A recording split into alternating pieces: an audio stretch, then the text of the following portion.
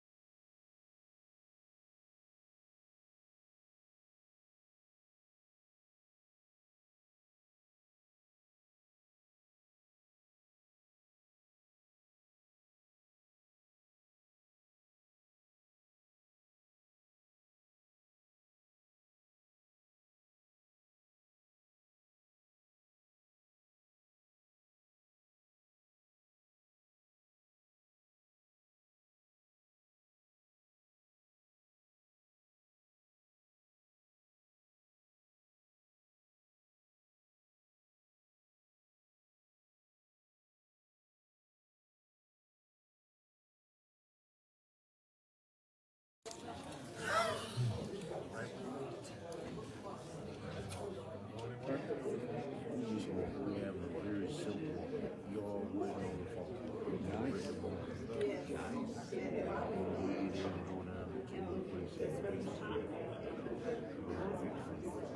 See drink bar? Come up with something between now and then. I'll send it your way. I'll be sure to call you that week when you issues.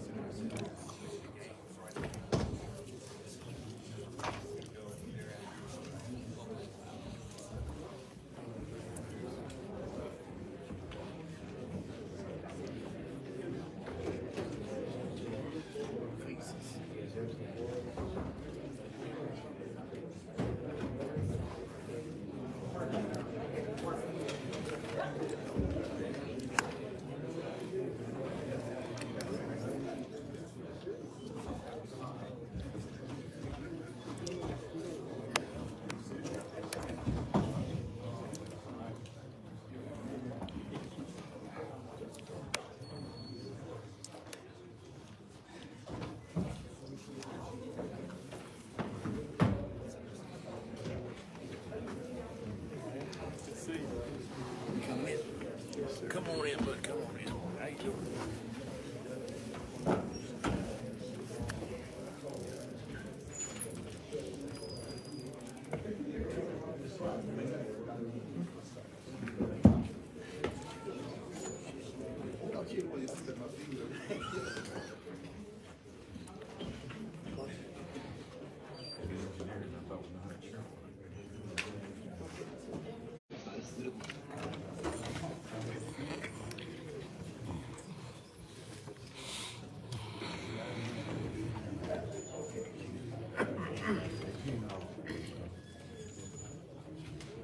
You running the board tonight?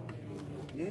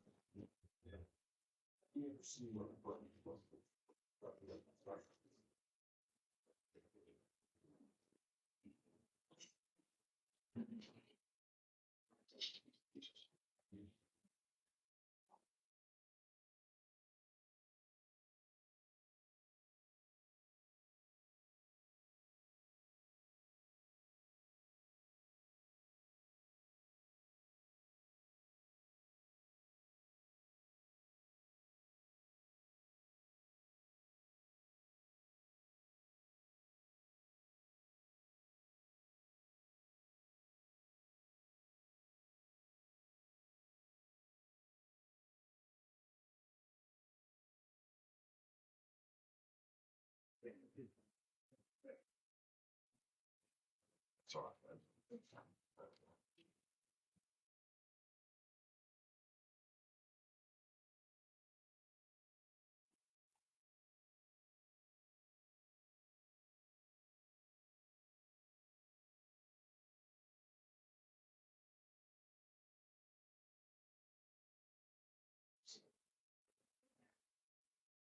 This time I'd like to call to order the regular scheduled meeting of the Rockingham City Council. This time I'd like to ask everybody to please stand and observe a moment of silence for the prayer.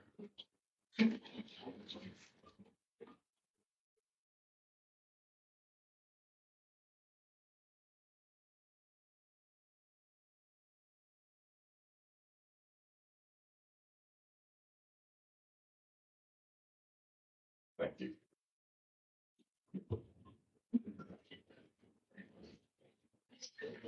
City Clerk, if you'll please call the roll. Councilman Knight, Here. Blacko, Here. Robertson, Here. TJ Walker, Here. Feltrich, Here. Harris, Here. Morrison. Here. Thank you. This time that brings us to item number 4 on the agenda, which is consideration of the minutes of the regular scheduled city council meeting.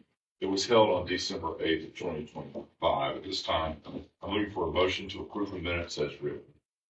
Second. Motion was made by Councilman Javaris Walker, seconded by Councilman Harris. Is there a need for discussion?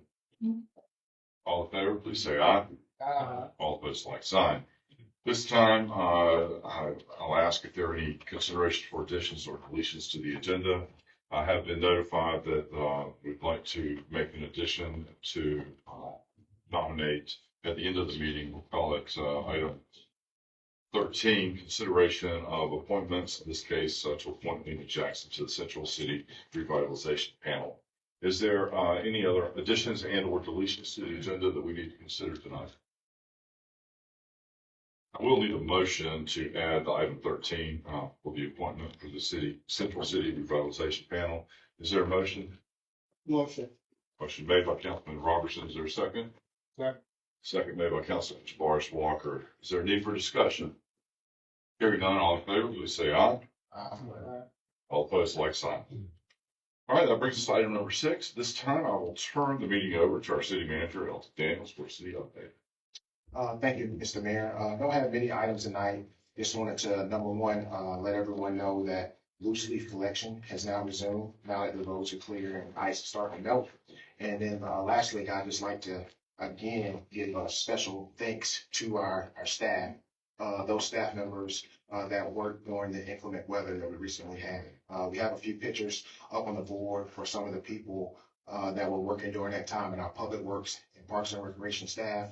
The reason why we were successful is because not only did we plan for this event, but we also had people working during and after. So I want to extend a sincere thank you to the City Public Works, Parks and Recreation staff for your exceptional efforts following the recent winter storm. Clearing the roads, parking lots, sidewalks, and public spaces is a challenging job, especially during this type of weather. And your hard work did not go unnoticed. Your dedication helped ensure the safety of our residents and visitors and allow daily activities to resume as quickly as possible. The long hours and behind the scenes work you put in, truly appreciate it. And the reason why I want to do this is because there were some folks that I guess they didn't know that we were out working during the storm. But as you can see, our folks were out full force, including the police and fire, and actually all divisions had some part in it. So thank you all for your hard work. It does not go unnoticed. Thank you. Thank you. Are there any questions or comments for our city manager? Hearing none, I'm going to take a moment of executive privilege. I'd like to read a proclamation.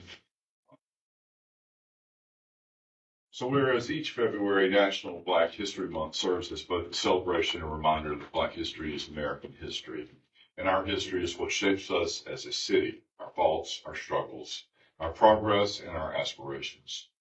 And whereas much of the city of Rocky Mount's honor, strength, and stature can be attributed to the diversity of cultures and traditions that are celebrated by the residents of this great city. And shining light on Black history is important in honoring the many achievements and contributions made by African Americans to our economic, cultural, spiritual, and political development. And whereas we must acknowledge and pay tribute to the generations of African Americans who struggle with adversity, risk their lives for justice, fought a fight that at times seemed impossible to win, and that will continue to fight to ensure equality for all. Whereas Black History Month is a time for us all to remember the stories and teachings of those who helped build our city, took a stance against prejudice, advanced the cause of civil rights, and strengthened families and communities, as well as recognize who continue this important work today.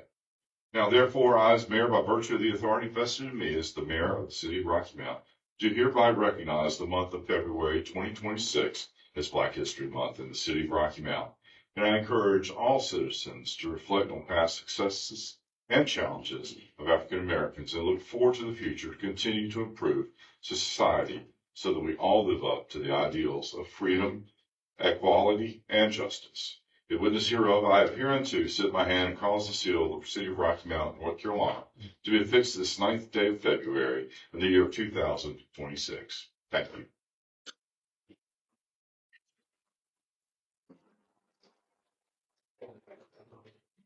At this time, we will receive petitions from the public.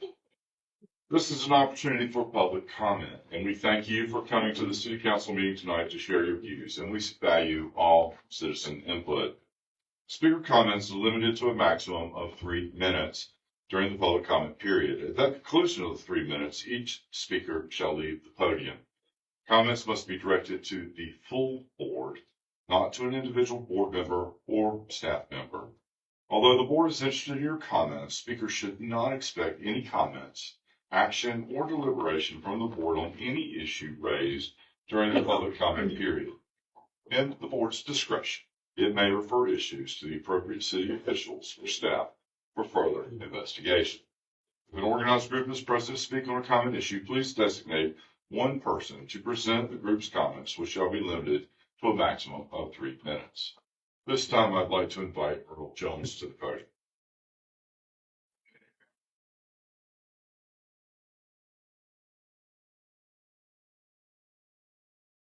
Mr. Earl Jones, okay, sorry.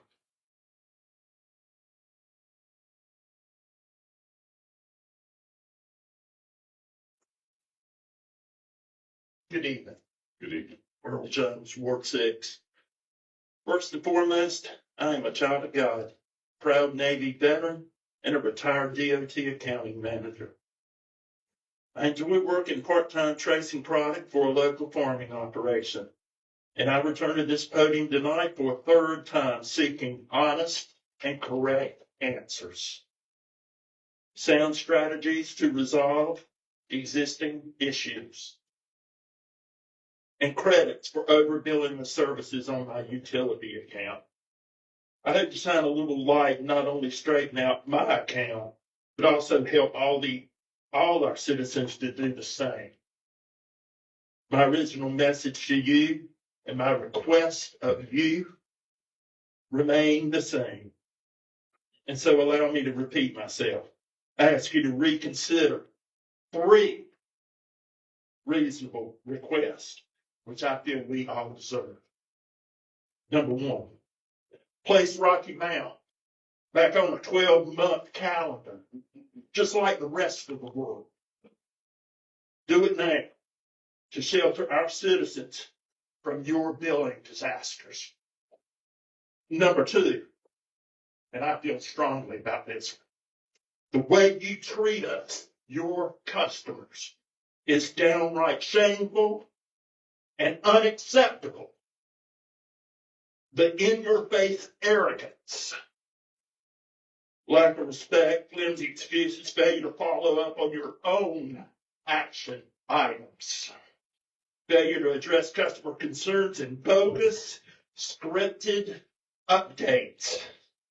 You read, but honestly, you don't fully understand yourself. All these things and more, I would rate as poor performance on your part. After running our city into the ground, you have the audacity to systematically transfer financial burden to 26,000 unwilling and unsuspecting utility customers to pay for your mistakes. That's a pretty low down, dirty way to treat your customers in my book. Number 3, you need to make us all whole with our money. You need to process credits for the services you overbilled us off for. You certainly wasted no time in overbilling us, so get jiggy with it and correct our accounts pronto. In closing, you have awakened a sleeping giant. So suck it up and deal with it. Clean up your mess. Kindly leave the light on for us, because we will be back. We will be heard. Thank you, sir. And we Thank you, will sir. never give up. Thank you, sir. So save I us would all. like to invite Mary B. Berry to the podium.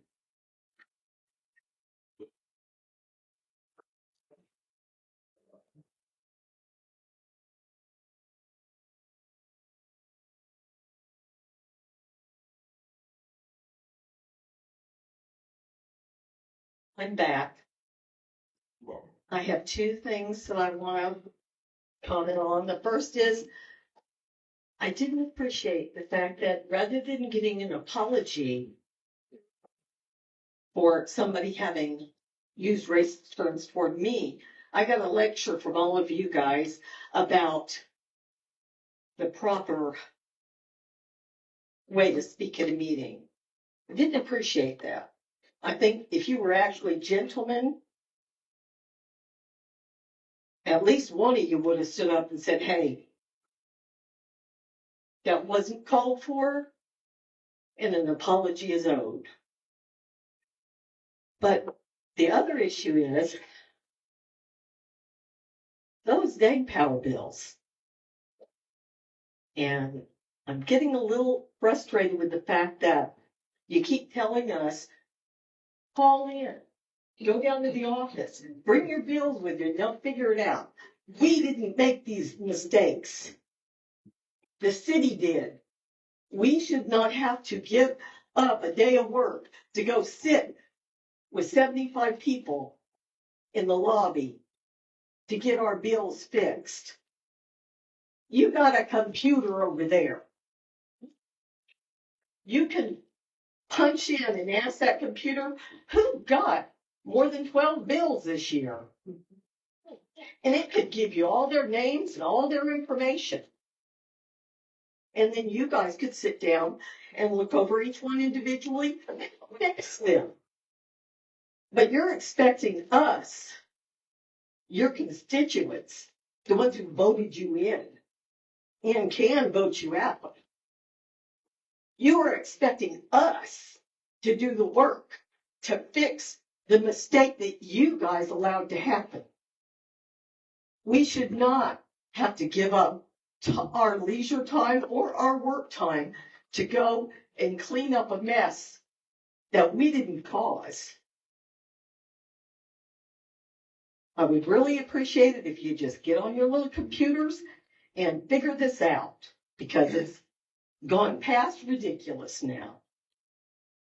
And I don't think I'm the only one in this room that feels that way. Or they wouldn't be back today. Thank you. Thank you. I'd like to invite Regina Townsend to the podium.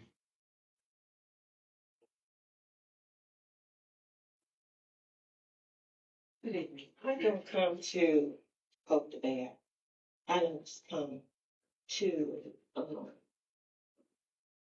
I feel a little humility for, we've been through for the past, 60 days. But the young lady that was over collections across the street, I feel that she was thrown to the wolves. No, hyenas. Because the wolves leave from the hyenas on the anything. I feel that she was thrown to the hyenas, us, to figure it out. We haven't figured it out yet. And when you have a co-worker, you have to have a little humility for that person. I really don't know what to say. I'm a woman, and I feel that she was thrown. Go do it. Yeah, go for it. Build it. They're coming. I feel that she was thrown out there. I really do. And I wouldn't have anybody ever asked her how do you feel about the situation? Charge your phone. Do you feel that we have put you in a predicament where you feel like your coworkers have left you? You be there in the setting, be there and being there. Some of you guys are brothers in sorority, and I would feel like, I believe that you left your sister out there. You really did. I don't have anything else to say. Thank you. I'd like to invite Reginald Bynum to the podium.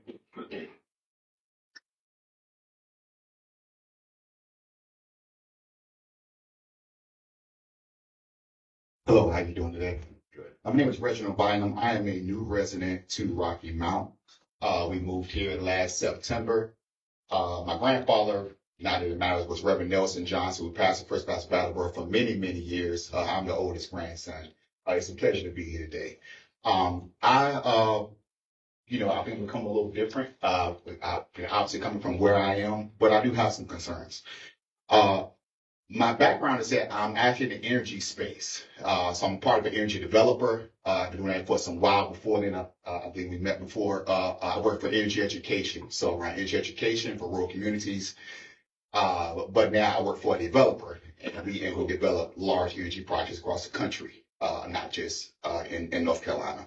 A couple of questions that I have, and I'll get into my final kind of concern, is I have a concern because I work with, again, different energy companies across the world, country, and itemized billing seems to be something that isn't something that's discussed a lot. And I will tell you that I'm someone that understands energy very well, like the rates, usage, it doesn't add up. It just doesn't. And that's coming from a professional background. This isn't conjecture. This isn't how I feel. This is me sitting out looking at the bills that I've received since I've been here last month. And again, I look at that. I try to work around, make sure my bill is low, making sure I have insulation in certain areas and those things, and it doesn't make sense. I believe it's a low-hanging fruit item, and talking to other organizations and companies across the state and the country seems to be a pretty easy fix. And I would like to make a sincere, genuine request that we look at that.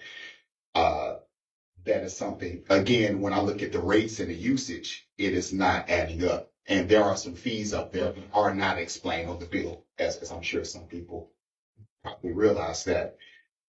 Next thing I would say is that personally, I've done a water test, and it seems our water quality is pretty bad, almost like really against health standards. I bought a little Amazon test and did it, and I've done it everywhere I've lived.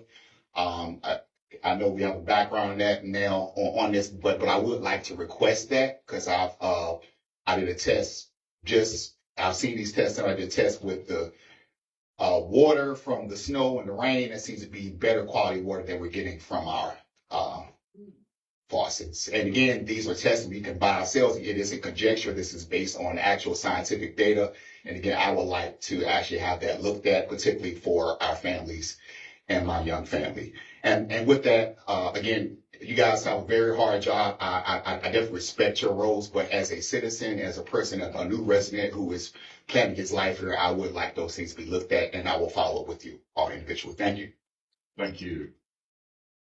I'd like to invite Richard Petway. People want to, I'll recognize you, Mr. Rancher. I just want to make one comment about our water quality and the testing that our water undergoes. Richard, if you come to the podium just for 1 second, but just to talk about the frequency that our water is tested, and then you can have a seat.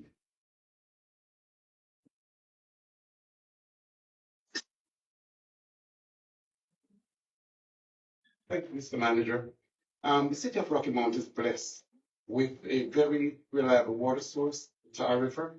And what we have done over the years is make sure that we process our water with all federal and state regulations.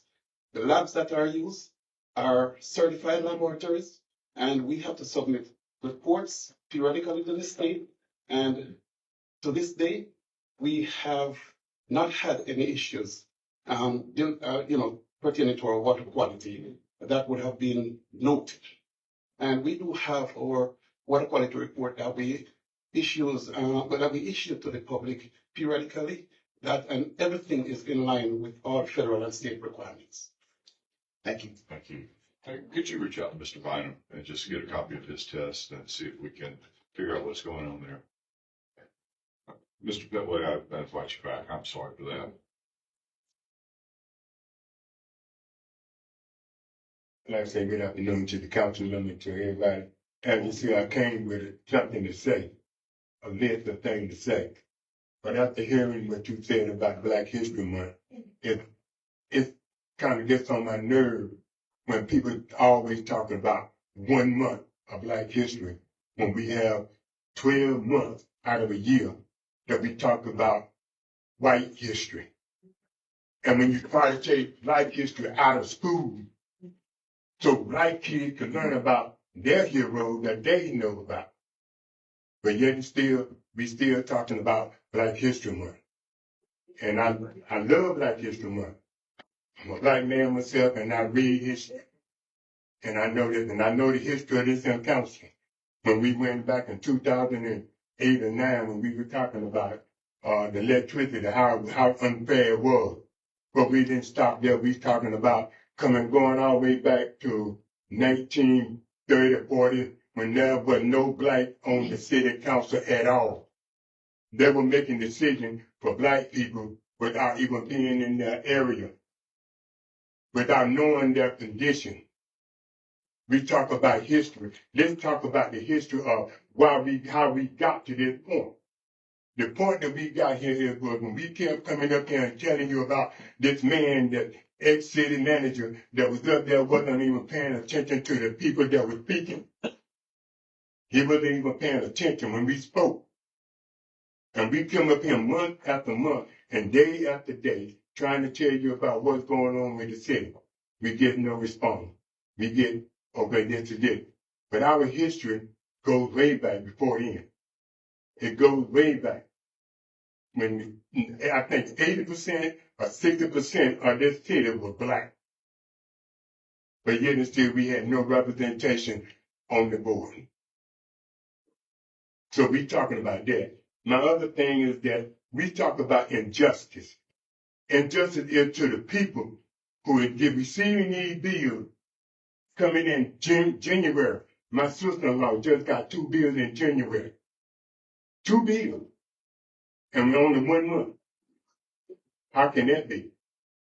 We talk about all these other different things that are going on with people and older people that can't even afford 1 month bill. Making $400 and $500 on Social Security. That's history. We talk about a lot of things, but we don't talk about what we're going to actually do. What are we going to do about the citizens that can't pay their bill?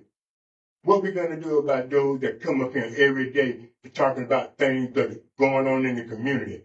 Houses that need to be torn down. Streets that need to be paved. We talk about all that. But no Thank you, Mr. Fetway. I'd like to invite Tasha Aldridge to the podium.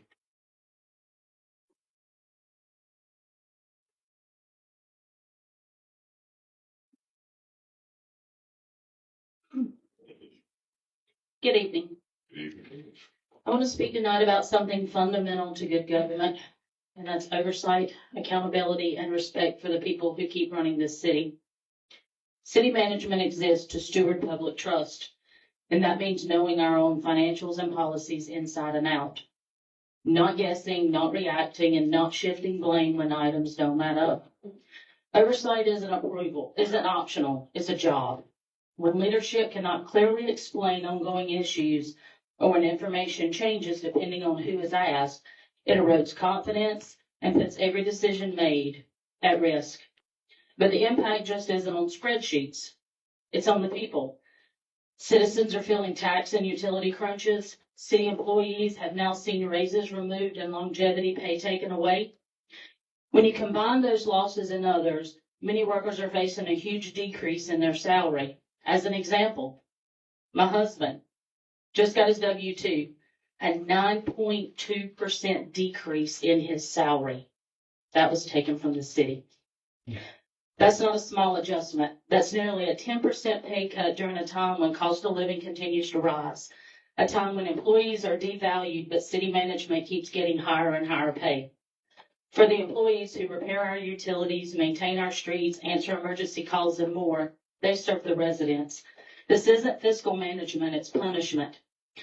With that said, I spoke with the U.S. Department of Labor again last week on longevity, and they encouraged complaints to be filed. Personally, we've been trying to get the opinion letter, but unfortunately, the department is laid off again. I'm still waiting on that. Now, yet another possible oversight, again with numbers and documents. That sits on tonight's agenda item in number 12. In particular, the loan subordination agreement, page 2. Item B under recitals. It references a $1.2 billion loan. Yes, 1.2 billion. Actually, it might be a typo, but again, it's an oversight that was presented to the public and to city. That is a legal document that could have had major repercussions. Leadership should be able to show us clearly, transparency and honesty of how we got here. Balancing a budget on the backs of frontline workers and citizens is not sustainable. It hurts morale, it increases turnover, and ultimately costs the city more in training, vacancies, and the loss of experience. Strong stewardship means protecting both the city's finances, integrity, and workforce, and we demand accurate reporting, responsible planning, and leadership that values employees and citizens as an asset and not a line item to cut. Thank you. I will check on that. The intention was not $1.2 billion. I'm confident that.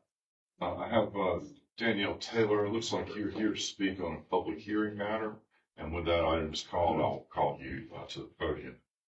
This time, I'd like to invite Shauna Hampton. Thank you for the phonetic spelling.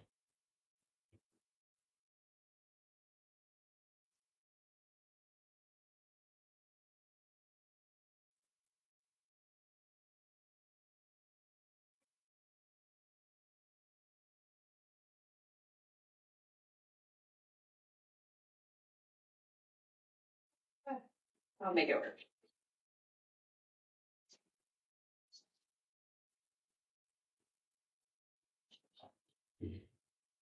Hello, my name is Shauna Hampton. I live on Beale Street in either second or fourth ward. I haven't figured it out yet.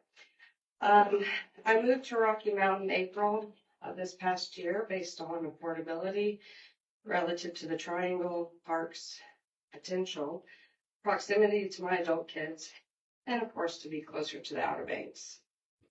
At first I was pleasantly surprised with Rocky Mount. Who gets to wake up, walk out of your house, walk along a river and grab Banger coffee at the mill? And the dog park is the biggest one I've visited in the state. In short order, I learned of the financial shenanigans involving the city, and I of course did not expect a rise in the energy bills. This is disappointing. Regardless, I now call Rocky Mount my new hometown. With this declaration comes a certain responsibility with regards to the future prosperity, health, and wellness of the region. Forgive me as I give you a bit of my background. I believe it's relevant for perhaps you and the citizens of Rocky Mount as it relates to my comments and questions for considerations regarding data centers slated to come to our community. I began my career in the Gulf of Mexico as a mixed tank science diver for NOAA Fisheries, studying the impact of commercial fishing populations by the oil and gas industry. I am a trained scientist. After earning a master's degree in environmental biology, I went on to become an international educator, teaching advanced environmental life sciences for over 2 decades. My teaching career began at an at-risk school and ended over 2 decades later brushing elbows with the billionaire class at a fancy overseas school in Shanghai, China, including 3 years of the pandemic. I taught the billionaire classes teenagers high-level science. Eastern North Carolina is slated for data centers that benefits primarily the oligarchy. Among political junkies today, they're often referred to as the oligarchy, the billionaire class. To quote George Carlin, it's a big club and you ain't in it. They not like us, to quote Kendrick Lamar, except we'll be like him. These centers will have a high energy and water demand and produce significant carbon emissions impacting climate and weather patterns in this region and the world down the line. This is a problem you may have heard of from nerdy scientists and others as far back as I can remember, at least the early 90s, when I first learned of what is now referred to as the problem of global climate change among scientists. Many of us believe we are in the find-out phase of humans effing around with the global climate patterns and a new epoch called the Anthropocene. This isn't a good thing. These centers are very large, destroy habitat, and employ few, 34 as I recall. We use a large amount of water and energy from fossil fuel sources and produce significant amounts of e-waste and heat. What impact will the impact be on our estuaries that serve as nursery grounds for commercial and game, important fish and wildlife? With the increase in demand on water and energy, how does this council imagine this might affect future energy bills for the residents of Rocky Mount? Could water bills also be impacted due to the high water demand? I believe this is a case of Thank you, NIMBY. Ms. Hampton. Thank you. This time I'd like to invite Butch Dancy to the podium.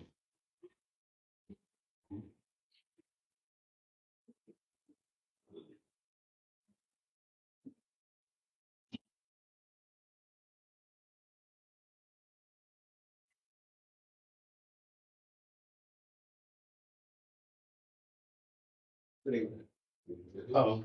Really don't want to come in and say nothing, but I represent some folk.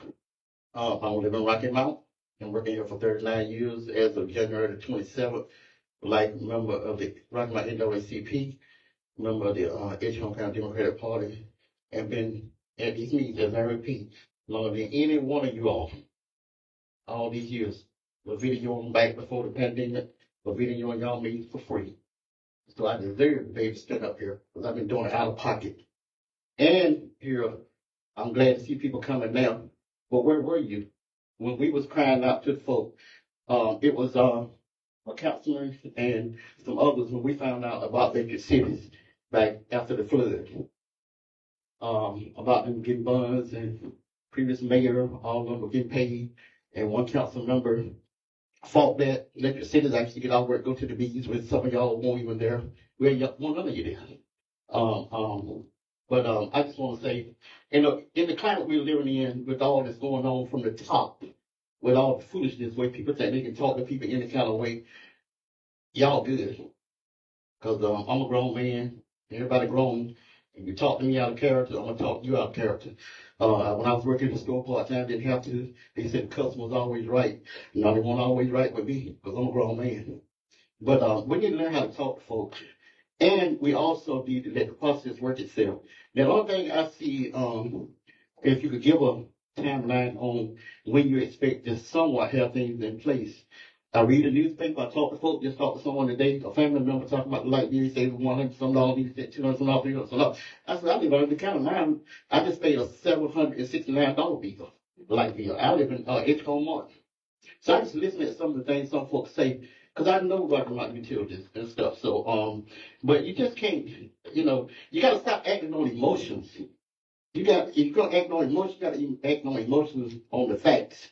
I was a legal redress for NAACP. When people brought stuff to me, I said, you got to see have they followed their policies and procedures. And so until you be able to show that they have not followed their policies and procedures, you just got to wait it out. And that's all you do, like when you go to court. So, you can't get caught up in emotions unless you present the facts. So I'm just waiting. I'm waiting to see what the auditor got to say. I seen in the paper, I seen on the mayor page where the auditor said he's going to come back and do a report. So that's what I'm waiting on for the people that I represent. So you say you want the auditor to come, and then the auditor came, and he got to give a report. You still talking stuff. I see all people send me stuff online from Concerned Citizen, all these pages, they got me blocked because I can't sit back without saying nothing. That would not be solved on issues that matter to people. I'm not in the situation, but that's what I do. That's why I got involved years ago to represent people that want to Thank you, Mr. Dancy. Thank you. I'd like to invite Darlene Spencer Harris to the podium.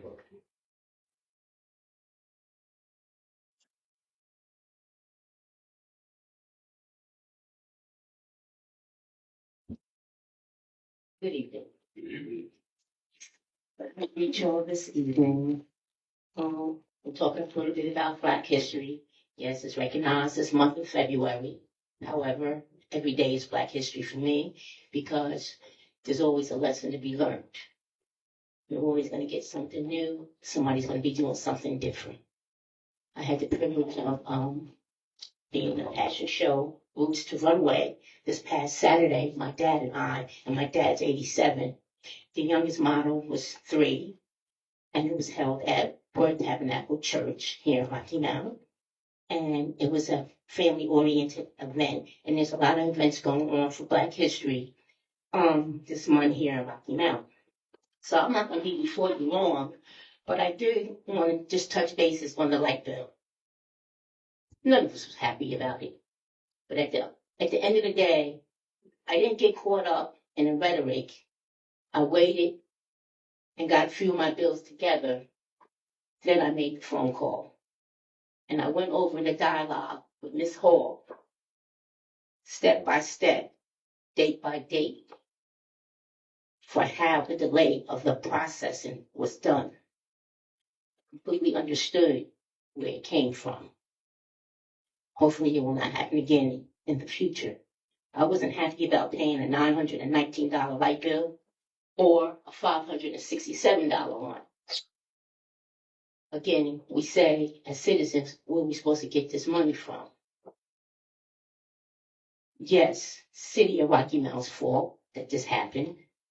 It's too bad it wasn't caught earlier, so it could have been rectified and then we could have got to this point. But nonetheless, we're here. And if you have your bills, I just suggest that you just get them all together, look at the dates for the services that was rendered to the date, the expected due date.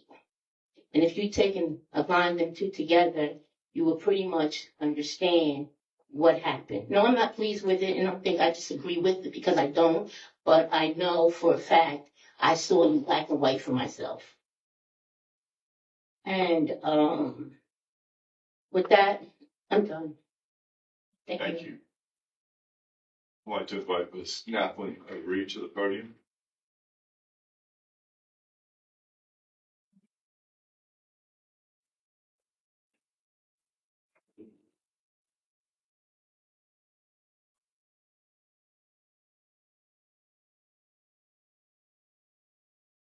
Good evening, Mayor, City Manager, and others on the podium. My name is Nathan O'Reed, and I live in the Meadowbrook community. I am here because I have not received a refund on my utility bill for charges, double charges for refuse, wastewater, and stormwater and water in December. I was charged twice on more than one bill. And to me, that's kind of excessive. And as a customer, I would really appreciate a refund for 1 month of the refuse, wastewater, stormwater, and water bill. I can see gas meter readings, but on one of my bills, they have little bars measuring the water, and there's no bar with any water usage, and there's a charge. Well, for December, I was charged twice. So if you would look at that, and I got a phone call 7:30 Friday night from a City of Rocky Mount worker asking me to schedule an appointment for someone to come and I guess update my system's energy saving features.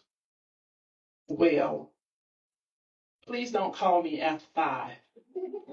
Okay, that was kind of inconsiderate for me. I'm already traumatized by the snow, and I didn't need for them to call me and ask me anything after 5 o'clock, and I didn't get my refund.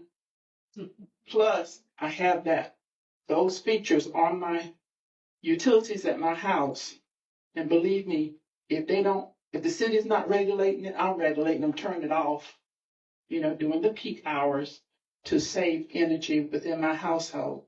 And I have 2 other properties that don't even have the energy saving features, and I've not been called to get energy saving features for those properties.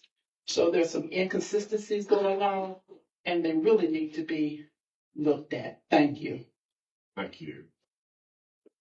I have Ronnie Wilford. It looks like you're here to speak about rezoning. Is that correct, Mr. Wilford? Yes, sir.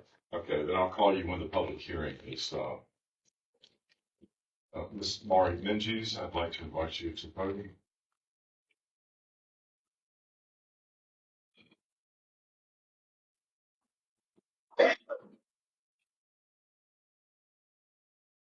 Okay, I'm gonna be nice. When are we ever gonna get the results from the audit thought that was supposed to be December. They must have a lot of information they have to go look through. And, has anybody in the council been asked or approached to kind of help somebody figure out where all those $millions went? Or is that the audit people gonna find out? Since y'all lost it on y'all's time of leadership, boy, y'all can figure that out. But anyhow, also, isn't there an ordinance in Rocky Mount that you have to keep your yard halfway straight around? And I used to have this number of this guy's, I guess it's a guy. A woman wouldn't let their yard look that chunky, but around the 300 block of, I think it's Western Avenue, this house is on a corner. And Fred Sanford wouldn't even let his yard in his show look that bad. It's got junk, crap. I don't know what the man's saying on this. It's not worth anything. I got a lot of stuff, but at least some of mine's worth something. I mean, it's worse than Ebony and I hate. You know how I hated that place. And one other thing, I don't know that anybody really can tell me something, but the last time I was up here, there was a note in the paper or something about an assistant manager. Are we supposed to have two? But one of them is getting $175,000 a year. Do you know poor old teachers only get like $58,000 if they're lucky a year? They work 5 days a week, 8 hours plus a day, and they get, the balance isn't right on that. Somebody, I don't understand that. But anyhow, what does assistant manager do? Are they that good? They're that smart? If they need to get paid all that money? Beats me. Thank you. Thank you. I'd like to invite Robert Wardell to the podium.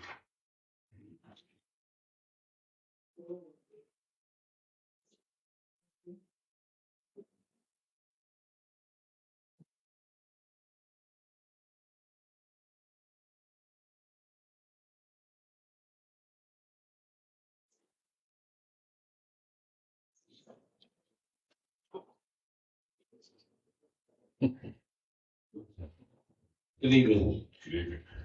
Mayor Robertson, City Council, and the rest of the platform guests. I'm coming to you to talk to you about more about my sign. Mayor, can we stop this time just for a second? Yes. Yes, sir. Yeah, Mr. Corey, I don't want you to get in any legal actions or anything as a candidate. I'm not sure you can do that as a candidate, but I'll yield to our attorney now so he can help you before you find yourself in any type of trouble or legal action. It shouldn't be because I'm talking about how my sign's been pulled up, okay? And I don't see no legal action to that. In other words, my signs have been,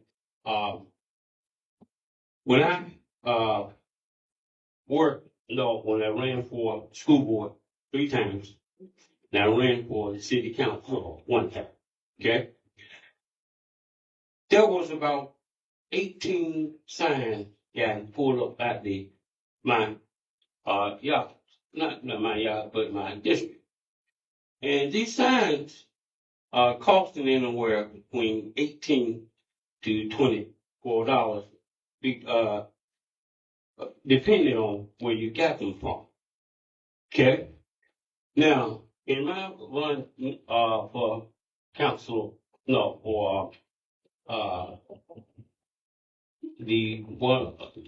run for the county commissioner, I went to Roanoke Rapids, and I got 4 of the great big signs. And those signs were about $250 a piece. Okay? And this weekend, somebody, I had the sign right here in front of the OIC building. Somebody, and I was told by a reliable source that someone from City Hall got the sign up. It was not obstructing anybody, not obstructing anybody, but it was a thing that it shouldn't be done.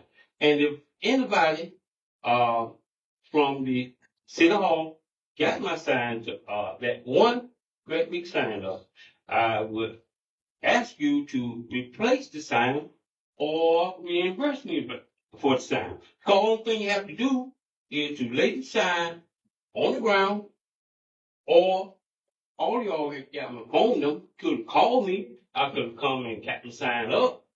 But it just is that I have no one to finance my campaign but myself. And it's tremendously hard for me to stay competitive. We have people taking signs down that don't need to be.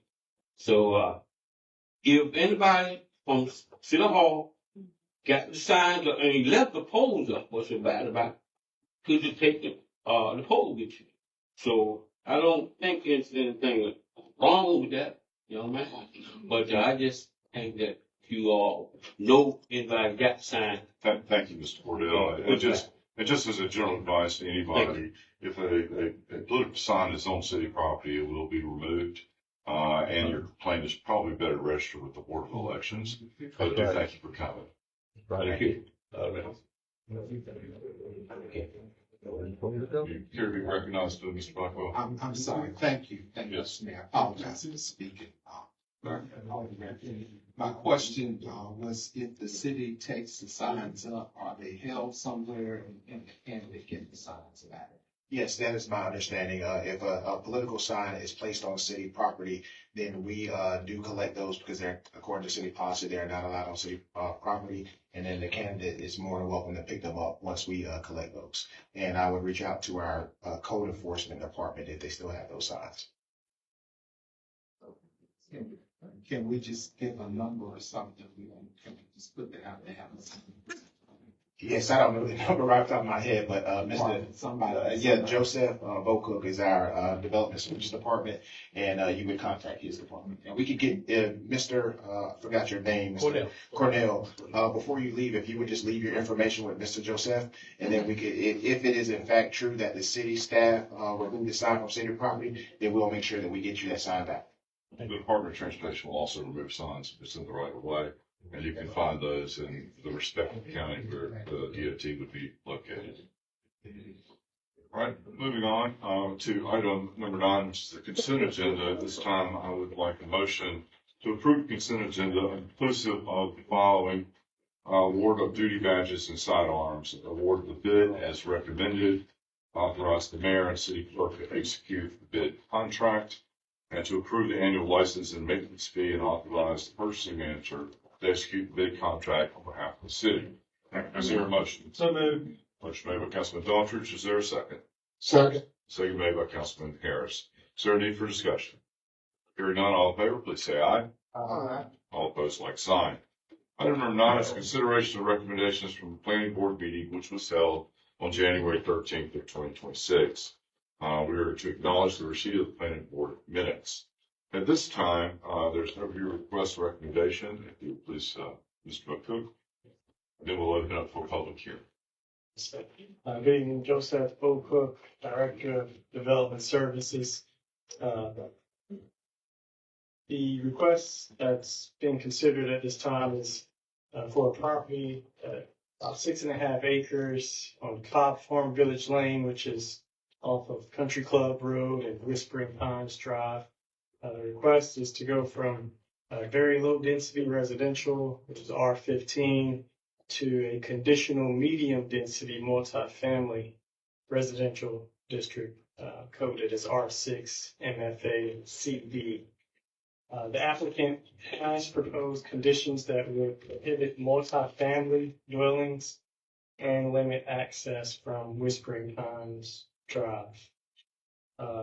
The immediate area contains single-family dwellings on property zone R15, the Benvenue Country Club, across Country Club Road, and then Cobb's Corner Shopping Center to the southeast of the subject property.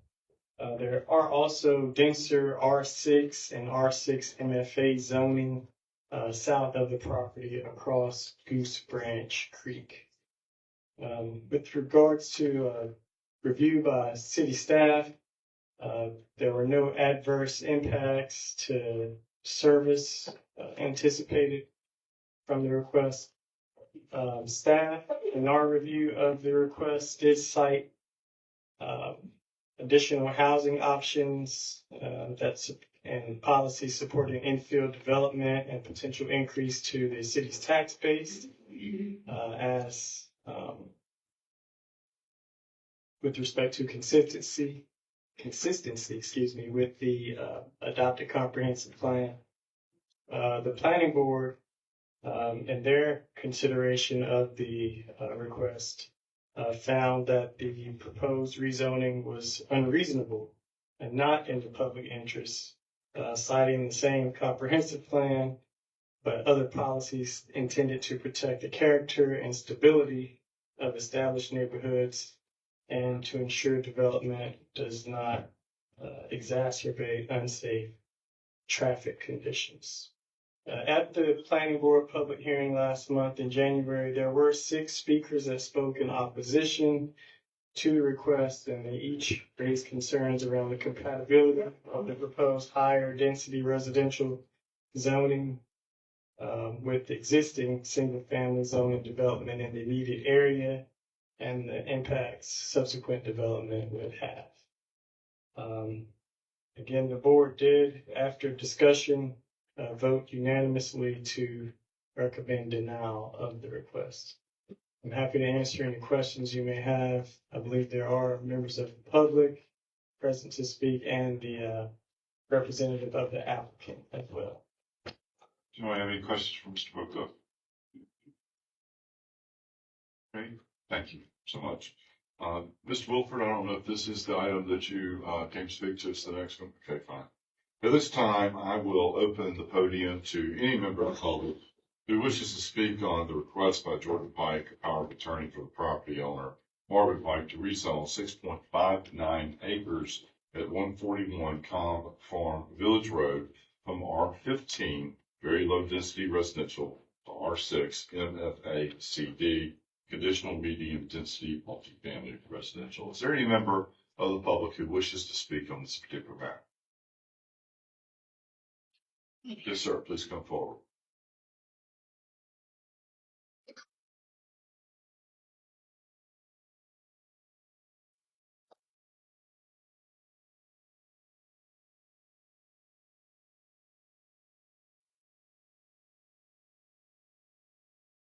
Good evening. I'm Jonathan Moore. I'm a resident of 105 Whistling Pines Drive. I don't have too much to add to this that hasn't already been said, but the planning board itself, our general opinion of myself and the people that I've talked to in our neighborhood is that the area is appropriately zoned as it is, and the changes that are being proposed would be overall detrimental to the neighborhood. For that reason, we ask that you deny it. Thank you. Thank you. Is there any other member of the public who wishes to speak on this particular matter? Regarding the rezoning of 6.59 acres at 141 Cobb Farm Village Road. Yes, please.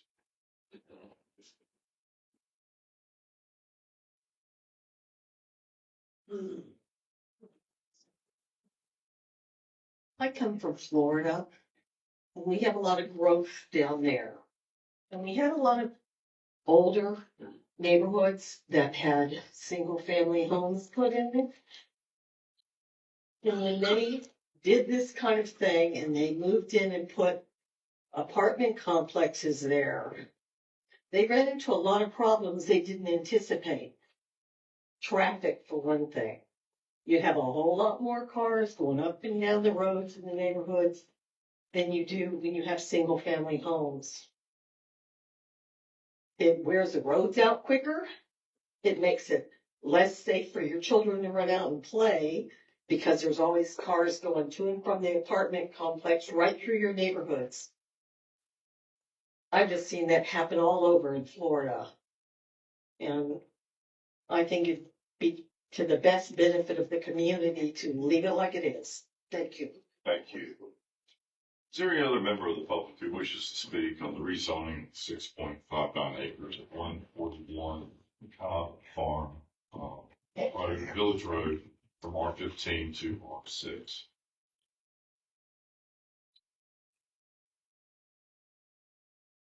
Yes, please come in.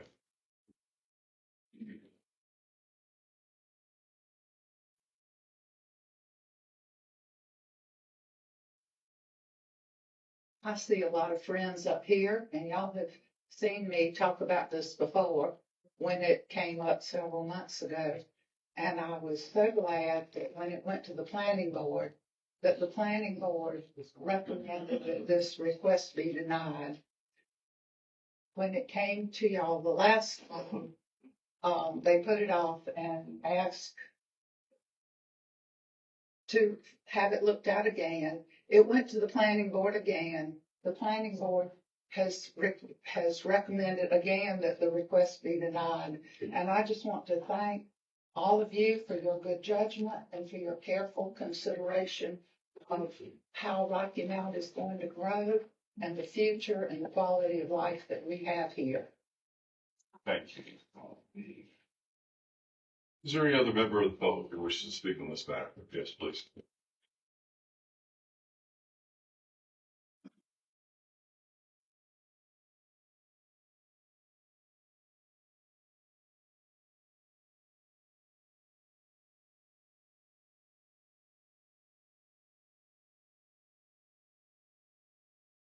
I'm James.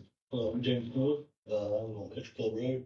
I'm one of the homeowners over there. I appreciate the request for denial. I just wanted to y'all hear my voice and let you know guys that if they approve it, it's gonna increase the traffic so much. It's gonna be a big problem, and it's just gonna ruin the neighborhood. So, almost. All right, thank you. Is there any other member of the public who wishes to speak on this matter? Hearing none, we have a request that we deny this per the planning board. We have three options. To approve the rezoning request, which would approve the request subject to modification. What will be the pleasure of the council? Need a motion. Mr. Mayor. Yes, sir. Oh, I'm sorry. Please come forward.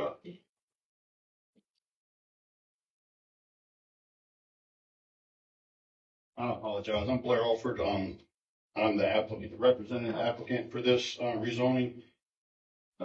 Just want to clarify some things. We're not doing apartments. Apartments were just not, it's not even authorized to do apartments there. What we can do are modular homes, which are typically a step above a double wide. We can do that there, but that's not what we're proposing. What we are proposing are upscale townhomes, which is still a single family home. After the easements and from all three perimeters of the side, we're down to like 5.5 acres. Technically, we can't build inside the easement. One's the sewer easement and the other one's drainage utility easements. I have done some research with the city's help and DOT's help, and I have a report from both from 2015 to 2025. And I understand that the neighborhood says that it's a high traffic road, Country Club, it is a high traffic road. There have been a total of 2 accidents in 10 years. We're not proposing to add 70 units or whatever apartment we could do. We could probably do more than that, but I know I can't get 40 townhomes, but we want to get the max number of townhomes we can. We're not going to tie into Whispering Pines Drive. We don't want to do that. So that leaves a 30-foot buffer from the Country Club Road homeowners between the backyard to the backyard of where our townhomes would be. So it'd be like a wooded area between them. It'd be set up like cobblestone. That's across the branch that he was talking about, which is, R6 MFA. One road in off of Country Club. It'll be interior. You won't basically see anything from the road. You pull in, you go to your home, and you leave. So it's not going to mess up the neighborhood, so to speak, of Whispering Pines. That is a beautiful place. I admire a house across the branch that backs up the Whispering Pines. Love all the glass work in the house. But I would just like y'all to consider. We would like to do the plan that we're trying to build, but also going to help with the city taxes, more revenue for the city utilities. I know that's a sore subject, but you will get more money for the utilities coming from a city of Rocky Mount resident myself. I'm not really complaining about the bills. I have Duke Energy Light, so I kind of half and half, so to speak. But I do wish y'all would like y'all consider the approval of this, even though the planning board denied it. Thank you. Thank you. Any other members? Yes, please come forward. And then I'll recognize you, Councilman Dodger. Well, I've got a question about what you said. Can we let her speak? And then... Sure.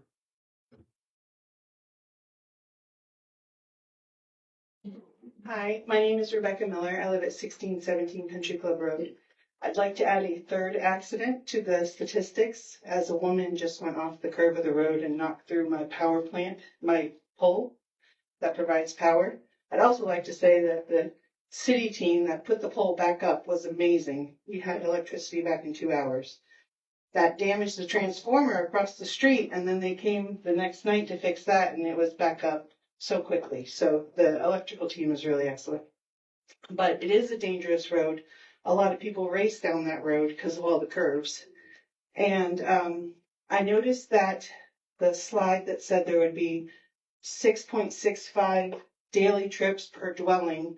And at the planning meeting, it was proposed that 40 townhomes would be put there. So that's 240 plus additional daily trips coming out at a very small point on Country Club Road. And if those people choose to go towards Benvenue, there will be no light there because it is too close to the Walmart light to place a light at Benvenue and Country Club Road. So if any of those people want to turn left over the 4 lanes of traffic, it's going to cause a lot more traffic and potential accidents. So that's all I have. Thank you. Thank you. Councilman Dodger, I recognize you. I'm sorry. This might be for Mr. Bocook, this question, but the drive on Whispering Pines, I would imagine the emergency services would require, at least typically require 2 modes of egress instead of 1. Is that accurate? I mean, Cobblestone has 1 entry. Well, Mr. Alford, things have changed since Cobblestone, I believe, was done. And when I served on it for 8 or 9 years, I forgot how long I served on it, but it typically required 2 means of egress, I believe. So, is that accurate, Mr. Bocook?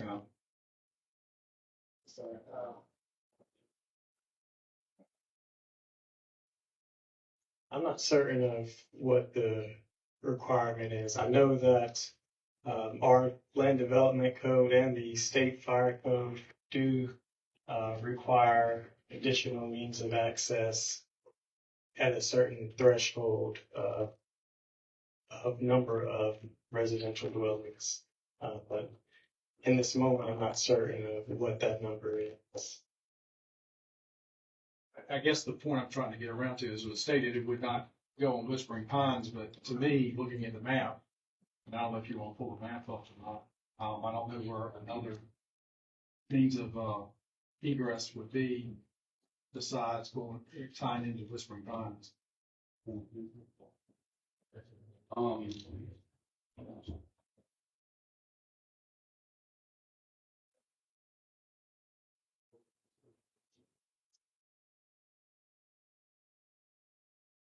Y'all don't have this map, but if this map book 39, page 41, they're right there by Cobb Road, where Cobb Road stop comes down like almost to the property line behind those houses. From the country club, it was cut off. There's an 18-foot easement that is on our property. Mhm. And there's 42 total foot of road frontage, which meets the standard of the city of Rocky Mount's width for a road. No, I get that, but there would be another means of egress for the fire department and emergency services to get in there. According to the city staff, it's not required. I mean, we haven't been told that that's what required to have another entrance. The city staff approved this and recommended for approval. I understand that, but with my experience, they tend to require two means of egress, and that's why I'm asking the question. Right, I will also clarify that at this time, we're considering the rezoning. I understand. And so to. I understand, but as we all know, if it's rezoned, then it is gonna increase and, but anyway. I mean, if we can get the rezoning and the requirement is maybe to connect the Whispering Pines, I mean, I have to talk to my client and see if that would be a deal breaker. Yeah. Thank you, Councilman. Any other questions? Okay, we've, any other member from the public who wishes to speak on this matter? Hearing none. The planning board has given us a recommendation to deny request. However, we do have the option to approve rezoning request or approve the request subject to modification. I need a motion to, Mr. Mayor, I make a motion to receive the public comment from the planning board as well as, their recommendation of denying the request. okay, I have a motion. Is there a second? Second. Second by Councilman Harris. Yes, sir. Councilor. Thank you, Mr. Mayor. Councilman Daughtridge, in the motion, if you're open to doing it, can you add a consistency and reasonable statement? In other words, if the motion is in the negative, we would have to adopt a statement to the effect of the inconsistency of the proposed rezoning with the comp plan, and I suppose the unreasonableness of the request based on any of the factors that we've heard tonight: density, size, ingress, egress concerns, traffic concerns. Density and egress as well as, traffic concerns. And I think it was listed in the minutes of the, planning board, which I concur with. I can find them and read those if you want me to. Adopting the planning board minutes is also fine. Okay, thank you. Okay. I have a motion and I have a second. I understand, Councilman Robertson, you will be recusing yourself from this particular vote. Is there any discussion that needs to occur? Hearing none, all in favor, say aye. Aye. All opposed, like sign. Okay. That's one, right? Okay. So, in this case, the request was denied. Brings us to item, 9B. It's a public hearing relative to the following rezoning request recommended for approval and found in compliance with the comprehensive plan by the planning board. That was requested by the Carolinas Gateways Partnership President Bob Knight, authorizing agent for property owner Joan Davis to rezone from A1 agriculture to I2 heavy industrial. This is on Arlington Street extension, having an area of approximately 76.6 acres. This time, I will turn it over to Mr. Cook to give us more specifics on the request project. Yes, sir. Thank you. The request, as you noted, is for a pretty sizable property on Arlington Street extension near the southern extremity of the city's planning and zoning jurisdiction. They are requesting to rezone to heavy industrial. The immediate area does contain properties that are zoned agricultural, but also manufactured home park, and there are properties nearby also zoned heavy industrial and commercial services district. With regards to interdepartmental review, there were no concerns with providing services as a result of the rezoning. The staff and the planning board gave consideration to the fact that the site is in a planned growth area according to the comprehensive plan, and the comprehensive plan calls for facilitating an adequate supply, developable and competitive sites for expansion of new industrial investments. The planning board conducted a hearing last month and did recommend approval of the request. Happy to answer any questions you may have. Any questions for Mr. Woodcook? Thank you. At this time, I guess I'll invite Ms. Danielle Taylor to the podium. I believe this is the public matter you want to speak to.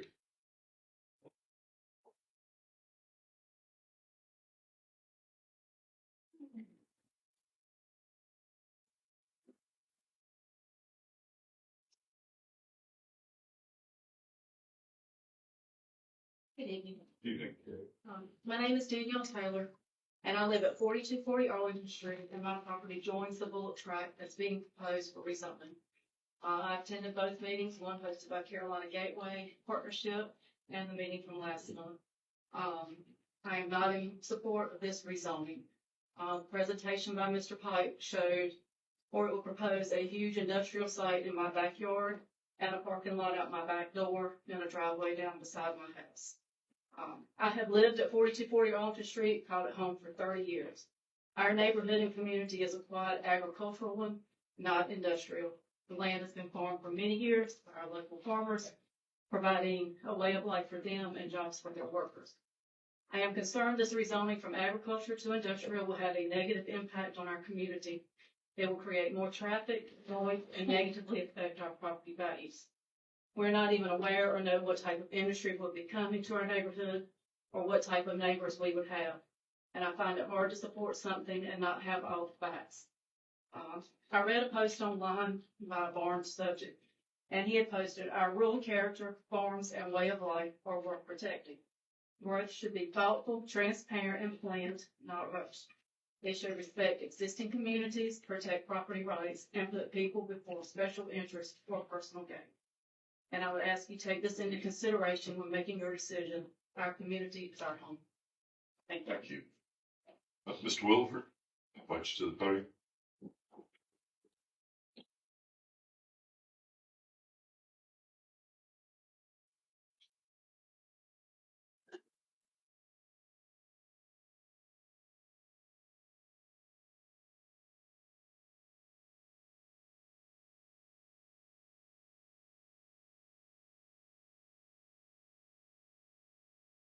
Mayor, I apologize for my sloppy handwriting that you couldn't figure out what it was here for. I knew you were for rezoning. I just didn't know which one. Okay. All right. My name is Ron Warford. My wife and I live at 4351 Arlington Street. And y'all are referring to this, our street as Arlington Street Extension. That's what it was named when we first moved there. And some years ago, the name was changed. Extension has been dropped off, so it's Arlington Street. We as neighbors have to consider the worst possible case in rezoning in terms of the land uses permitted under the proposed change. Many zoning code regulations are not models of clarity, and we feel that that is the case in this proposal. We feel like this request for this particular rezoning from agricultural to heavy commercial industrial is spot zoning and will change our entire neighborhood from the comfortable living standards we now have to one of less desirable. For this reason, we ask the council to give considerable consideration before making a final decision on this proposal. The concerns that we have are environmental and noise concerns, health and safety concerns. We already have environmental problems with the sewage line down Arlington Street that carries sewage from Sharpsburg to Rocky Mount that runs down our street, which we are not able to connect to because is under pressure there. There are large connector boxes that are located alongside of Arlington Street that releases odors from this sewage line that are health concerns to all of us in the area. Traffic concerns endlessly will bring more traffic on our street and surrounding roads.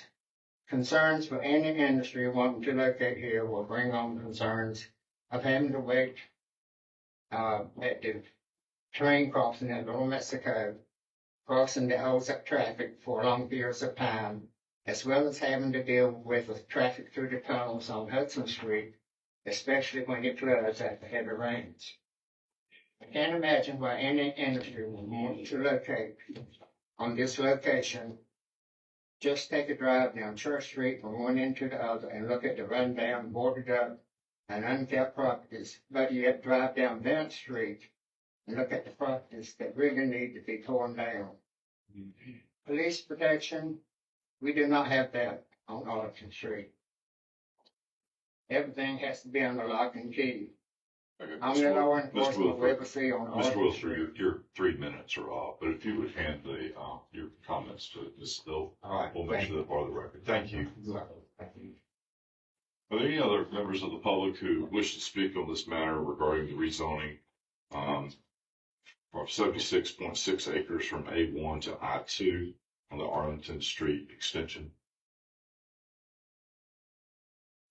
Any other members of the public who wish to speak on this particular matter? Okay, seeing none, hearing none, we have a recommendation from the planning board to approve the rezoning request. We also have the option to approve the request subject to modification and also deny rezoning request. What would be the pleasure of the board? I need a motion. Councilman Blackwell. Thank you. Oh, I'm sorry. I was going to defer to the councilman in that area. If you're not going to make a motion, then I will. Okay.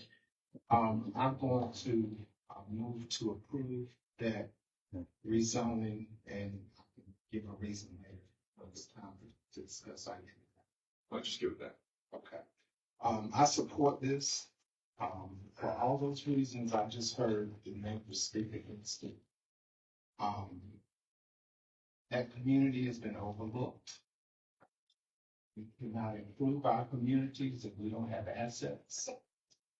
And if we want to make Rocky Mountain grow, we better find a way to get some jobs in here. And being near an industrial complex does not necessarily mean that the quality of life will be compromised. It is in a planning zone. I think our planning director made it clear that it met a test for the comprehensive plan. It's not spot zone. That's not correct. It might feel that way because there's been no movement in that direction. Since I've been on city council, I've been consistent and intentional about ensuring that all communities in our city have the opportunity to grow thoughtfully, to grow where you have maximum investment benefit, and to grow in a manner that communities might have to compromise but don't have to give up safety, security, but assets should be brought closer to where our people live that need support. And when I hear, why would anybody want to come to my community? That's a very sad statement to me. And to me, it says that we need more attention and not less.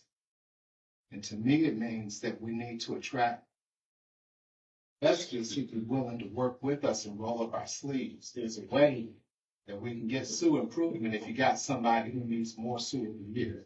See what I'm saying? Fix everybody's while you're fixing your own. I'm just saying that if we don't find ways to engage our industrial customers, protect our citizens while doing it, we won't be able to grow our community, and these energy costs that we're all fraught with will never go down because we have a residential-based economy. We got to diversify our economy. bring more jobs inside the city limits of Rocky Mount. And it's gonna take some industry to do that. So that's why I make a motion to support enthusiastically and work with the community, not ignore their concerns, work with the community to help bring in the kind of development that will stabilize and grow Rocky Mount in all directions. Thank you. I have a motion. Is there a second? Second. Second made by Councilman Robertson. Is there a need for further discussion? I'd like to make a comment. Yes, sir. Councilman Knight. Reason in supporting, because of the history that we have had with, the railroad around the Y, which during that time was the big, customer, not customer, but a good big employer for citizens of Rocky Mount. And then there used to be Fontaine, I think Fifth Wheel, which is located on Arlington Street, or it used to be Arlington Extension. And just possibly the economic development around the Y community, branch Clark Cook Road, and the Church Street, South Church Street corridor, leaving South Rocky Mount, Hudson Street, down past the stockyard to where Mexico City, Tape City, I believe it's now used to be. So I see potential economic development in those areas that have not had attention in the last 30, 40 years, hoping that it will spur some economic development with not only business, but with housing as well, and to improve the infrastructure, water and sewer, and roads and streets in that area. Thank you. Any further discussion? I have a motion and a second. All in favor, please say aye. Aye. All opposed, like sign. Okay, rezoning is approved. Item 10 is consideration of adoption of the following fiscal year 2025-2026 grant project ordinances. This project, grant project ordinance urgent repair program, URP 26, $165,000. And the grant project ordinance amendment restoring and increasing housing supply, $155,000. I'm looking for a motion to adopt the ordinances. So moved. Motion made by Councilman Knight. Is there a second? Second. Second made by Councilman Blackwell. Is there any for discussion? Hearing none, all in favor, please say aye. Aye. All opposed, like sign. Item 11 is consideration of a letter of agreement with Ham Consulting Group, LLC for federal lobbying services. Period of contract from February 1, 2026 through January 31 of 2027. The annual cost of this agreement is $66,000 or $5,500 per month. $27,500 we paid in the current fiscal year with the remaining balance into the next fiscal year. Looking for a motion to approve the letter of agreement, authorize the city manager to sign the agreement on behalf of the city. moved. Motion is made by Councilman Knight. Is there a second? Second. Second was made by Councilman Walker. Is there a need for discussion? Do I need to recognize you? Yeah. Councilman Robertson. I would like the city manager to explain to the public, how this is going to support and impact the city of Rocky Mount. I'll recognize you, Mr. Mayor. Well, it's my understanding that this consultant has had an agreement with the city for the last 4 to 5 years, going back to 2020. And I think this is the only federal lobbyist that the city currently has. I think a lot of the funding and opportunities that we receive from the federal level have been a direct impact of having a federal lobbyist. Thank you. Any other questions? Yes, sir. Councilman Daughtridge. Typically, I would be in support of this, and I do think we do need a lobbyist. I struggle right now with the financial situation that we're in, spending money. I know the old saying, you gotta spend money to make money, but we're in dire straits, and I just struggle with spending this amount of money when we've had to make tough decisions and still have tough decisions to make moving forward. So for that, I'm not going to be able to support this. Thank you. Any other comment? I have one. Yes, sir, Councilman Knight. And the reason why I, supported the motion, made the motion, or seconded a different one, because we have, at least 2 or 3 projects that we have received federal funding, and that the city would need to match that. Those funds that were awarded to us, and if we do not, we have a chance of losing that. And so that's why I am willing to support this and include those items along with others that the council sees fit and our citizens to put on the agenda for our lobbyists to lobby our federal representatives to see if we could get additional dollars to move those projects forward, via the economic impact to our community, for our citizen projects that they've been asking for updates on, and also any other project that they may see fit that could get funding, which we're in desperate need of at this time. And that's why I'm supporting this. Thank you, Councilman Knight. Is there any for further discussion? Hearing none, I have a motion and a second. All in favor, please say aye. Aye. All opposed, like sign. Aye. That's 2 no's, is that correct? Okay. Motion carries. Item number 12 is consideration of a loan subordination agreement relative to the City of Rocky Mount partnership with the Opportunities Industrialization Center on 224-230 Rose Street project. Loan subordination agreement is related to the Department of Commerce Building Reuse Grant in the amount of $375,000. Council members Knight and Blackwell have indicated that will accuse themselves of this matter. This time, I would like a motion to authorize the mayor to execute the loan subordinate agreement. Is there a motion? Mr. Mayor. Yes, sir, Councilman Daughtridge. You need to go through, and it was mentioned about appears to be a typo. I think that needs to be addressed first. Okay, who's familiar with the loan document? You speak to that. Sure. The actual subordination agreement that was prepared by the lender includes clearly a typo. It actually says zeros. The number should be about 1.26 million, not billion. We have reviewed the loan documents themselves. That is a typo. Council can act if council is inclined to approve the agreement. We can approve it subject to correcting that typo, that scrivener's error, and take care of it that way. Okay. Is there a motion? I want to, can I discuss? Yes, Councilman Robertson. I want to say to the people out there that this is not city funds. These are state funds that's already been approved. I lived in Edgecombe County. I grew up in Edgecombe County. Edgecombe County, we have one of the worst health outcomes.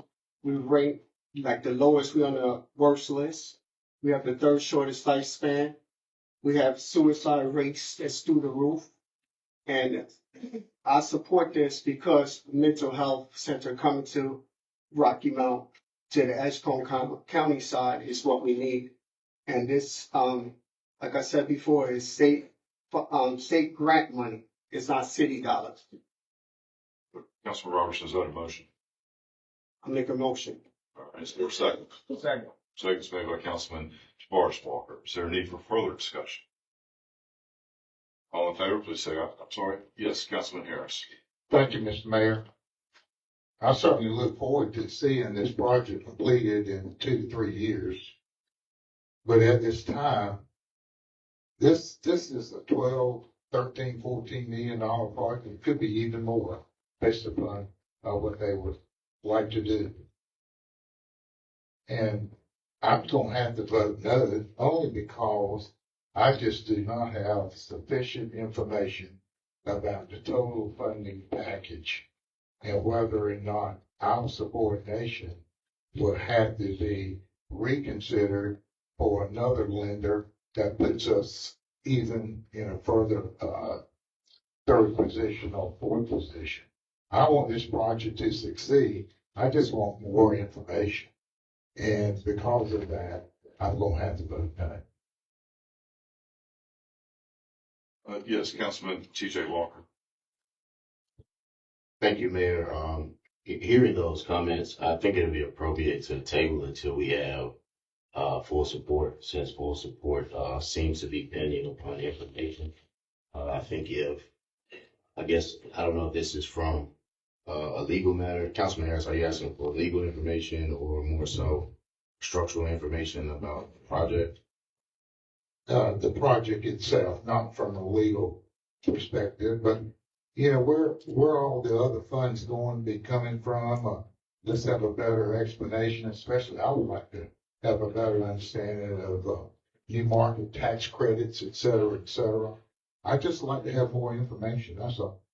Or there are individuals tonight that can represent to explain and express this so that it does not forfeit approval. I think I'd be happy to. Are there members here from OIC that are willing to speak to this matter? Yes, I think we do have a representative that can speak to these matters. Sorry, I probably should have recognized you earlier. My apologies. But we got to it.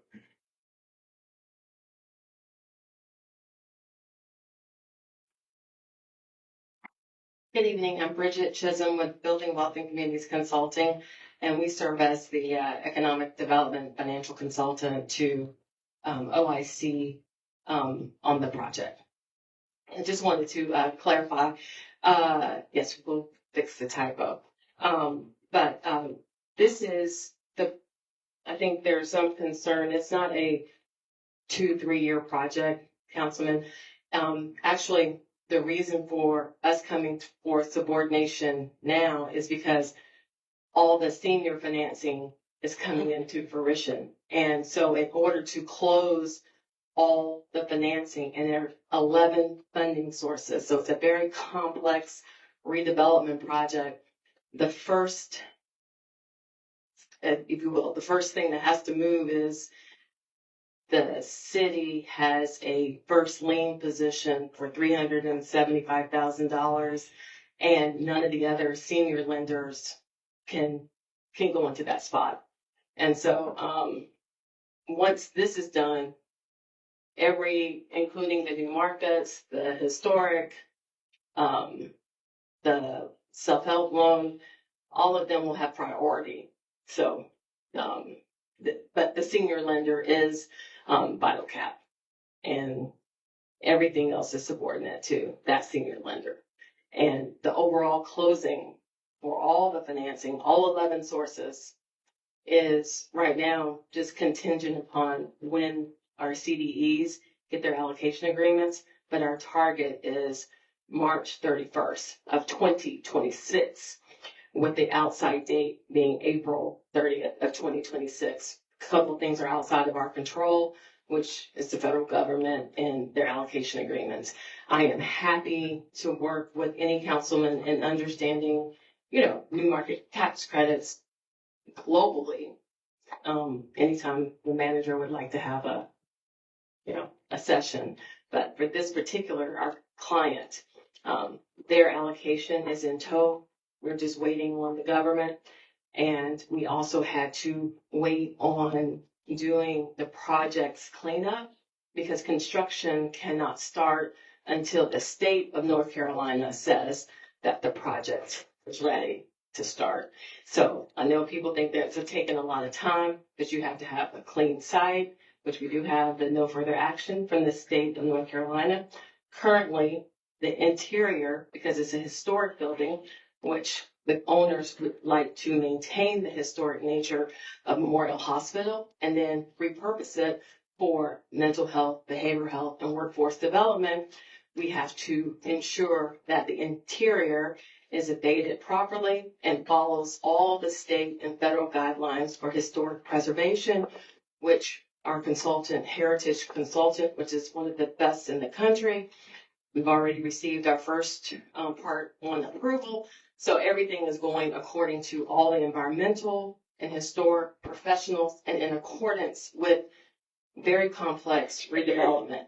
So it's not 2 or 3 years, it's a couple months, But the first step is getting a funding source, which is clearly by the senior lenders considered to be a subordinate source in the subordinate position. So can I just ask? Sure. Just for everybody else's understanding, who are the senior lenders and approximately what is the dollar amount that they're asking to take the first position on it? And for everybody's understanding, first position means they get paid first. And then secondary is what happens after that. Right. The senior lender in this case is VitalCap, which is according to the subordination agreement. That's who's requesting it. And for VitalCap is self-help. They're providing all the back office. And we're really changing priority position because it is a grant.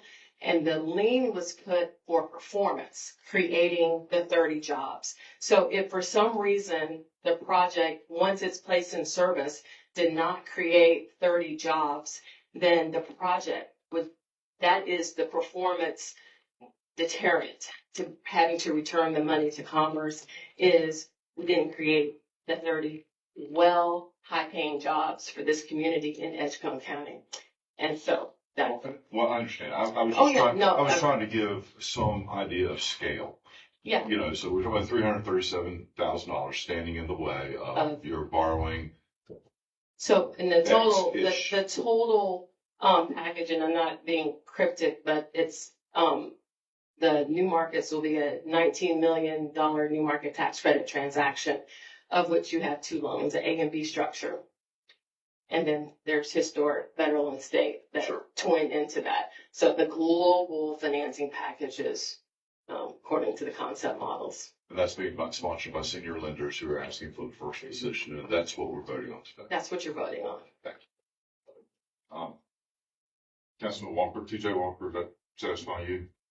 I mean, I need some procedural thing. I've got a motion and a second. I have a councilman who's asked for it to be tabled. I'm not sure. I need to got my cheat sheets not with me today, so if he would help me on that. Mr. Mayor, can I still ask some questions sheets here? Yes, please, go ahead. Okay, so, Councilman Harris, had a concern with the project total cost, and the total cost you just stated is, 19, according to how all the things have to be structured together, but it's around 19 million. $19 million. And the other concern, if I heard him correctly, is one other lenders might come back and want to be, The first lender is the VitalCap lender. They're what they call the third party senior debt. And then the Quilicky loans, which will be part of the new market tax credit, will be pari passu or subordinate or, with that first lender. But any other grant will be subordinate to basically the larger financing, which in this case, it starts with the self-help senior debt. And then, Mr. Manager, you stated to me, I think, that this is not the first time the city of Rocky Mount has been absorbed. That is correct, sir. It's my understanding that within the last 5 years, the city has had at least 2 similar agreements for actually larger amounts for the grant portion, but the city clerk has those records archived. Right. And then, just for everyone's edification, the Rural Infrastructure Authority, I've served on that board for 12 or 13 years. And the staff over there at Department of Commerce does a pretty good job of vetting projects. And it's been mentioned in Edgecombe County, and then the jobs, if you go back to the original, I think it was back in March when you did a presentation to us, I believe, or no, excuse me, the new Rural Infrastructure Authority packet had the jobs that were in there, and there were some significant salaries in there. I think you had some doctors and so forth with $160,000 to $200,000. And it would also bring that building that's in an area that needs to be, it would improve that neighborhood drastically. And, have some concerns, but, you know, for the amount of money that we're talking about, if we are the subordinate and if this does go south, we do have the city has a right to go back to OIC and get the money from OIC if for some reason that occurs. And for that, I will be voting in favor of this. You know, it's not the greatest time, but we've got to still move the city and move forward. And as Councilman Robertson was stating, that mental health in this community is much needed, not just the Richland County, but the region. And so I just want to make those comments, and I hope it clarifies a few things. Thank you, Councilman Daltrich. Any other comments? So, I do want to say, Mayor, Mike was stated that we need mental health is major in the community. And I think where you guys are located is very needed. And thank you in advance for it. So I'm excited about the project. But I know you made a comment that the manager wants you to come back and talk about the new market tax credits. We would love for you to come back and kind of bring us up to par on that. So we do welcome you. We'll reach out very soon to come and explain that to us. But congratulations in advance for the project. We're excited for the project, especially in Edgecombe County. And the mental health piece is definitely needed. So thank you. Thank you. Thank you. Oh, I see your way to keep telling your story. So I recognize you, Councilman Robertson. Just want to get some statistics and some facts that you can check historically. So the leading cause of death for people 10 to 34 in my county is suicide, as well as a high overdose death and substance abuse. So I'm looking forward to this being built. Yep. And we're addressing the mental health issues. I walk Edgecombe County all day and I see it. So thank you. Thank you. Yes, sir. Councilman Harris, and then I recognize you, Councilman Tiffany. I appreciate your explanation. I wish we had this discussion way before this meeting tonight. The $20 million project, Durham is going to put in 1.2 million. Is that approximately correct? Vital Cap, yes. Mm-hmm. What I said, Durham. So Yeah. that it's located in Durham. No, self-help is, but. Self-help, yeah, right. Yeah. So the difference is primarily new market tax credits. Is that correct? It's 11 sources. So So two are new, two happen to be loans from new market tax credits for different grants from the city, plus one from Commerce, plus two historic federal and state, plus owner money in your deal. So it's 11 sources in total. So- it's very complex, and but go ahead, Councilman. So no other lender is going to require a subordination. The Quiliki loan, the new market tax credit lenders, they too may require it. But once you're subordinate, you're going to be subordinate to all the lenders in the transaction. So the lenders in the transactions are going to be Vital Cap, and they're multiple CDEs. And those CDEs make up a lending configuration along with the investor. So again, there will be subordination on this 375,000 to all the other. If you want to know how many that you're going to be subordinate to, you're going to be subordinate to Vital Cap, Wells Fargo, plus the other CDEs in their loan A's and B's, and the historics.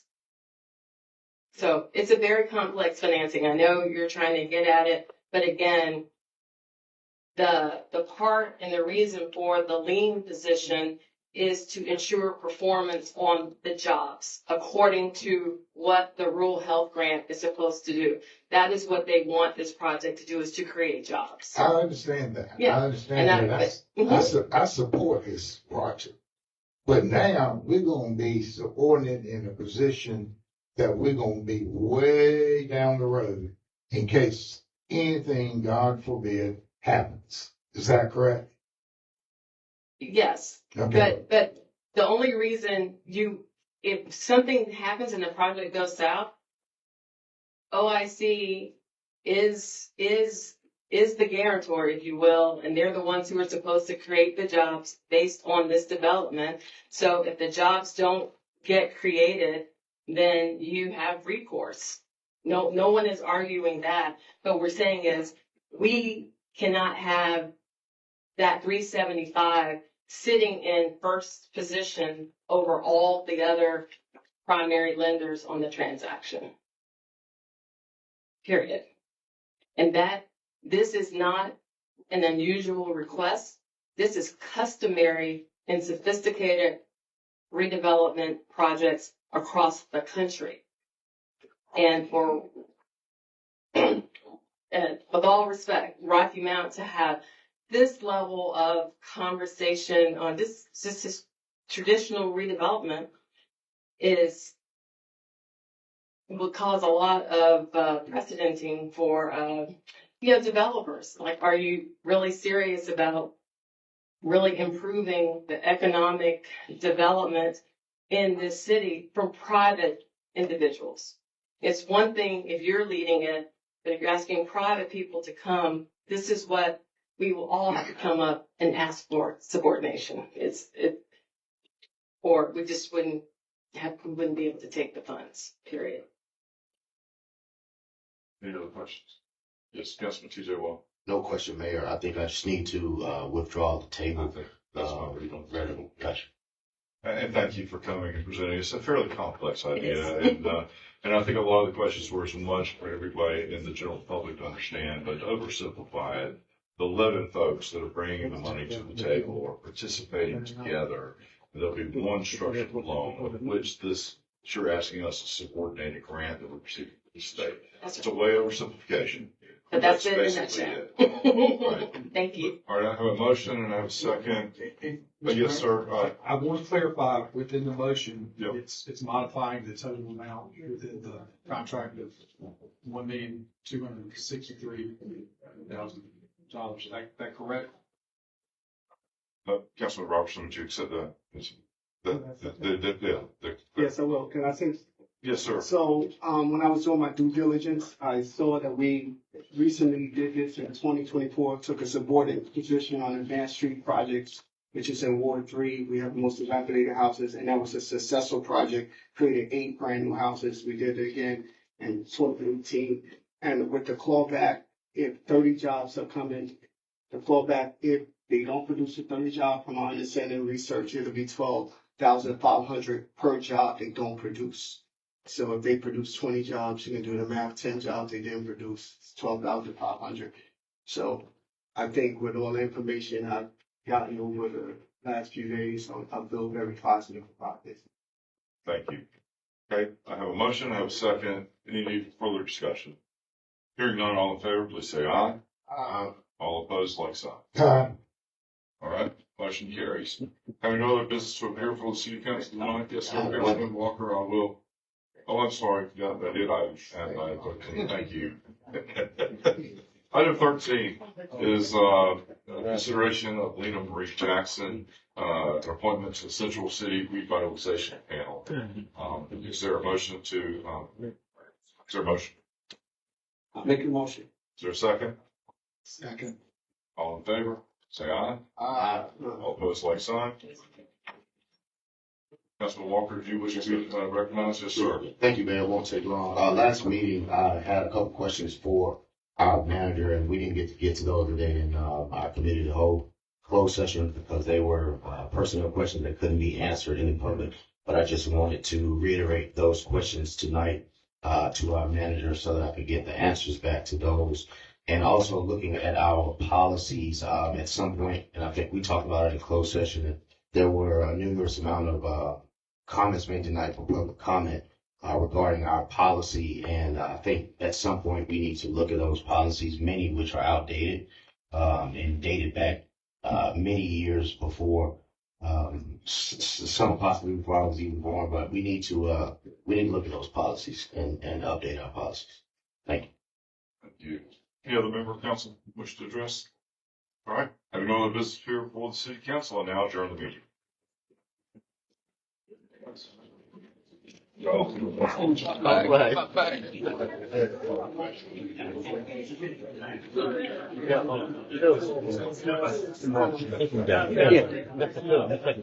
Okay, yeah.